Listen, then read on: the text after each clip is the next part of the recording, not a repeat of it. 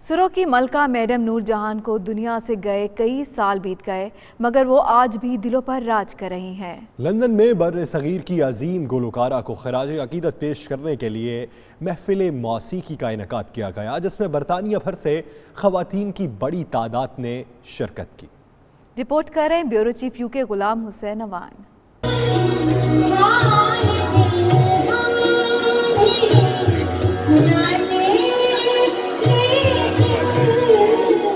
پاکستانی موسیقی کی انمول قدروں کو نئی نسل تک منتقل کرنے کے لیے برطانیہ میں مختلف ثقافتی پروگرام کا اہتمام کیا جاتا ہے۔ اسی سلسلے میں پاکستان کی مایہ ناز فنکارہ میڈم نور جہاں کو خراج عقیدت پیش کرنے کے لیے لندن میں علی ملک اور نتاشا شیخ نے ایک شام منعقد کی۔